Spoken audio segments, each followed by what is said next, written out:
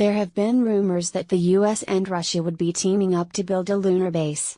Sources within the country told Popular Mechanics that the head of their space organization, Roscosmos, was set to announce a partnership agreement with NASA this week.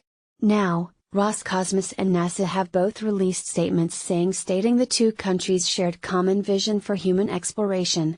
They go on to say that Russia and the US will cooperate on a moon program, specifically mentioning the Deep Space Gateway by name. That's the base NASA plans to build in lunar orbit starting in the 2020s. The statement sets a mid-2020s goal for beginning the project.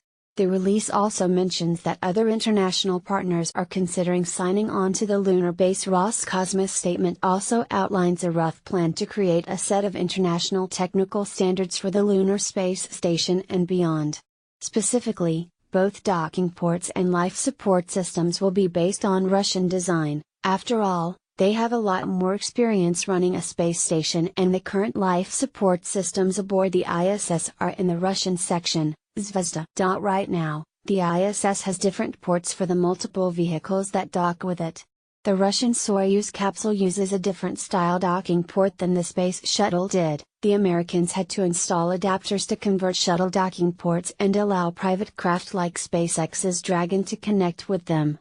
Collaboration from the ground up, rather than making our own plans and partnering with the Russians at the last minute, like we did with the International Space Station, means that we can establish, collaborate on and coordinate technical specifications, making things easier in the medium and long term. NASA's relying on its much delayed heavy lift rocket, the SOS, to build the Deep Space Gateway, but they're only planning on launching it once a year. That timeline didn't seem feasible, and now Roscosmos' statement sheds some light. Russia's rockets will help out with the construction.